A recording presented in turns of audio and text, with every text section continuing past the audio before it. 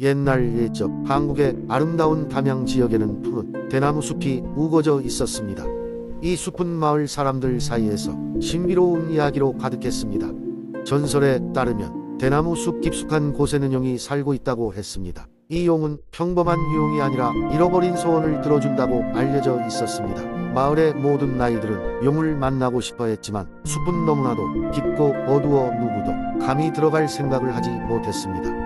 하지만 호기심 많은 한 소년 민준이는 달랐습니다. 민준이는 대나무 숲에 용을 만나고 싶어 매일 밤하늘에 별들에게 소원을 빌었습니다.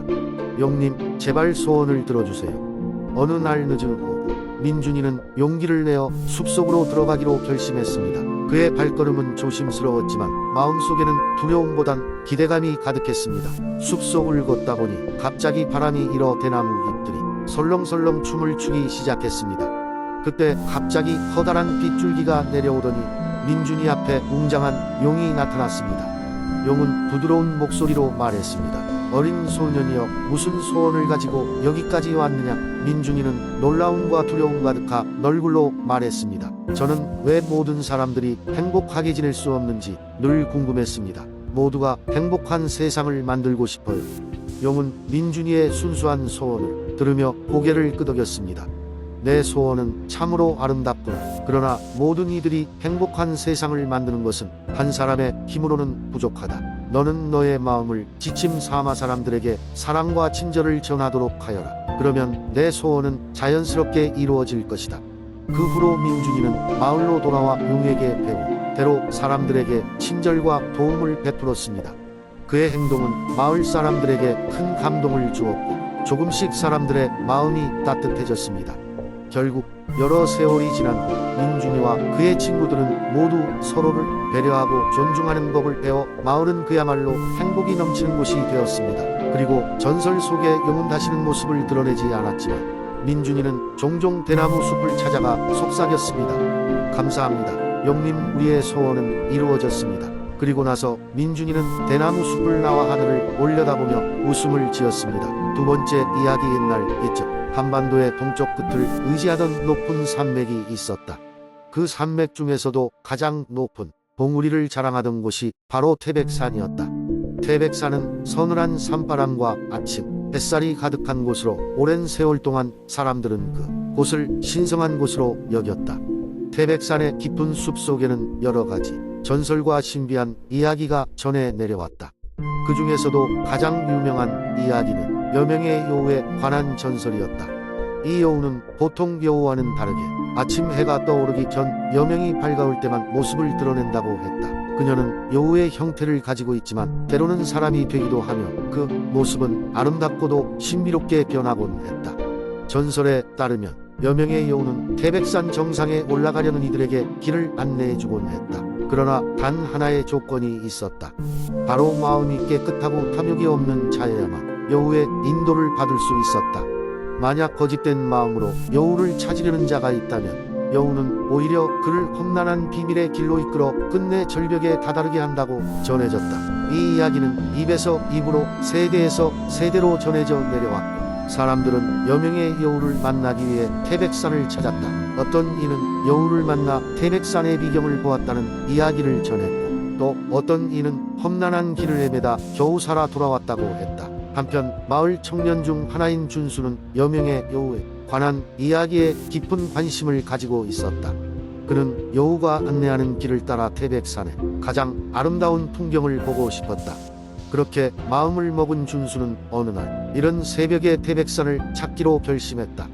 여명의 시간에 맞춰 준수는 산의 초입에 도착했고 숲속을 걷기 시작했다. 시간이 흐를수록 숲속은 더욱 어두워졌고 오직 여명의 밝은 빛만이 그의 발걸음을 인도했다. 얼마 지나지 않아 숲은 끝났고 준수는 태백산의 험난한 길에 서 있는 자신을 발견했다. 그는 주변을 둘러보다 갑자기 느껴지는 이상한 기운에 몸을 멈췄다. 그때였다. 안개 속에서 아름다운 여우가 나타났다.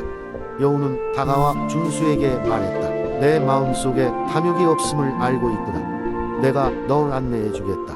준수는 놀랐지만 여우의 목소리에 이끌려 그녀를 따르기로 했다. 여우는 준수를 태백산의 비밀스러운 길로 이끌었고 그 길은 아름다운 풍경으로 가득했다. 준수는 여우의 인도를 받아 태백산의 정상에 섰고 그곳에서 바라본 광경은 숨이 멎을 듯한 장관이었다. 산 아래로 펼쳐진 태백의 풍경과 아침 햇살에 물든 하늘은 말로 표현할 수 없는 아름다움 그 자체였다. 준수는 마음 깊은 곳에서 감사를 전했다. 여우는 준수에게 미소 지으며 말했다. 내가 여기에 온 것은 자연과 삶의 진실을 찾기 위함이겠지. 내 이야기는 전해지리라. 언젠가 이곳을 찾는 이들에게도. 그 말과 함께 여우는 안개 속으로 사라졌다. 준수는 태백산 정상에서 내려오는 길에 오랜 시간 여우의 이야기를 마음에 새겼다. 그 후로 여명의 여우에 관한 전설은 더욱 깊이 마을 사람들 사이에서 전해지게 되었다. 이는 태백산의 비경과 신비로움을 대변하는 전설이자 자연과의 조화를 추구하는 이들에게 영감을 주는 이야기가 되었다. 세 번째 이야기. 옛날 옛적 대한민국의 동해안에 위치한 포항이라는 아름다운 마을에는 신비로운 전설이 내려오고 있었다. 이곳은 바다와 산이 어우러져 자연의 경이로움이 넘쳐 흐르며 사람들은 바다의 영향을 받고 살아갔다. 이 전설은 아주 오래되었고 마을 사람들이 밤하늘을 보며 이야기하기 좋아하는 이야기였다. 어머니는 아이들에게 이렇게 시작한다. 아주 오래전 바다가 넓게 펼쳐진 포항에는 해와 달이 사이좋게 춤추던 때가 있었단다. 해는 따뜻한 빛으로 포항의 바다를 감싸주었고 달은 은빛으로 밤바다를 밝혔지. 그런데 어느 날 해와 달이 서로의 자리를 바꾸며 영원히 춤을 추겠다는 약속을 하게 되었단다. 해는 환한 낮에 빛을 주었고 달은 깊은 밤을 온화하게 감싸 안았다. 사람들은 해가 뜨면 맑고 푸른 날씨 속에서 농사일을 하고 밤이 되면 달빛 아래에서 축제를 벌이며 풍어제를 올렸다. 그러나 시간이 지나면서 해는 점점 더 자리에 머물고 싶어졌다. 난 언제나 낮에만 빛나야 하는 운명인가? 해는 스스로에게 물었고 달도 항상 밤에만 있어야 할 이유가 있을까? 라고 궁금해졌다. 그리하여 해와 달은 서로의 고민을 털어놓게 되었다. 해와 달은 각각 자신의 자리에서 자유로워지고 싶었지만 그렇게 되면 이 세상의 조화가 깨질 것을 걱정했다. 그러던 어느 날 포항에 깊은 바람이 불어와 거센 파도가 치게 되었다. 사람들은 불안해하며 집안으로 피신했고 해와 달은 고민 끝에 서로의 역할을 바꾸어 보자고 결심했다. 해가 밤하늘에 오르고 달이 낮을 비추었던 것이다. 당시 포항의 주민들은 놀라움과 두려움을 느끼면서도 이 변화가 잠시의 일이라고 믿었다. 이 변화는 포항에 놀라운 변화를 가져왔다. 사람들은 낮에 잠을 자고 밤에 일을 하는 새로운 삶의 방식에 적응하기 시작했다. 그러던 어느 날 포항 바다에서 이상한 소리가 나기 시작했다. 바다에는 오래된 물고기의 목소리가 메아리치며 울려 퍼졌다. 해와 달이 제 시간을 벗어나면 세상의 균형이 흔들리게 된다. 놀란 해와 달은 본래의 자리로 돌아가기로 결심했다. 그리고 다시 서로의 발을 맞추며 하늘에서 춤을 추었고 그 떨어져야만 다시 만날 수 있는 인연을 감사히 여기며 포항의 하늘을 지켜보았다. 그날 이후로 해와 달은 더 이상 자리를 벗어나려고 하지 않았다. 포항 사람들은 과거 서로의 자리를 바꾸었던 해와 달의 이야기를 전하며 경외심을 가지게 되었다. 포항은 다시 평화를 찾았고 해도 달도 포항의 하늘에서 아름다운 조화를 이루며 함께 있는 것이라 믿게 되었다. 그리고 포항의 사람들은 매일 밤하늘을 보며 이 이야기를 기억하기로 했다. 그들은 가족과 나눌 수 있는 이 아름다운 전설을 후손에게 전하는 것이야말로 가장 소중하다는 것을 깨달았다. 그래서 지금도 포항 사람들은 밤하늘을 올려다보며 서로의 조화와 균형이 얼마나 중요한지를 가슴속 깊이 새기고 있단다. 이야기를 마친 어머니는 미소를 지으며 아이들을 안아주고는 아직도 하늘에서 춤추고 있을 해와 달을 바라봤다. 네 번째 이야기. 옛날 옛적 하늘 위 천군의 깃털보다 더 하얀 눈이 천원의 대지를 덮고 있었던 때가 있었다. 수많은 전설과 이야기가 얽힌 이 지역에는 백학의 호수라 불리는 신비로운 장소가 있었다. 백학의 호수는 겨울마다 남쪽으로 날아가는 백학들이 잠시 머무는 곳으로 평화로운 분위기를 자아내어 많은 이들의 사랑을 받았다. 사람들은 이 호수가 어떤 신비스러운 힘을 가지고 있다고 믿어왔고 그것은 어느 신비로운 소년의 전설로부터 시작되었다. 전설에 따르면 아주 오래전 철원에는 이들 백합을 지키는 소녀가 살고 있었다.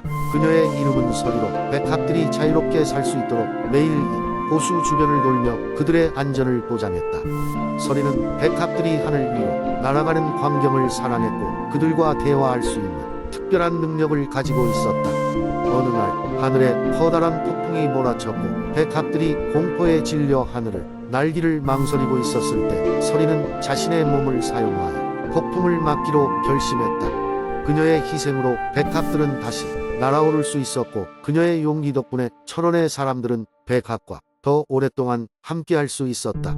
그 후로 천원 사람들은 백합들의 귀환을 축복하고 감사하는 마음을 담아 겨울의 첫날 밤 별을 보며 소원을 비는 전통을 가지게 되었다. 오랜 세월이 흐르고 사람들의 삶은 변했지만 그들의 마음속에는 여전히 서리의 희생정신과 백합을 향한 사랑이 깊게 자리 잡고 있다. 천원의 사람들은 매년 겨울 별이 가득한 밤하늘 아래 모여 백합이 돌아오는 길목을 환하게 밝히는 동화를 만든다. 그 동화는 선조들이 남긴 유산이자 자연과 인간의 조화를 기원하는 작은 의식으로서 무수한 시간 속에서 빛을 발해왔다. 백합의 호수는 그 주변마저 신비로운 자연의 경이로움을 간직하고 있으며 천원의 아이들에게도 대대로 전해져 내려오는 아름다운 이야기로 자리잡고 있다. 천원의 깊고도 넓은 대지와 백합의 하늘을 향한 꿈은 이곳을 방문하는 이들에게 잊지 못할 감동과 평화를 선사하곤 했으며 그러한 전통은 지금도 여전히 숨쉬고 있다.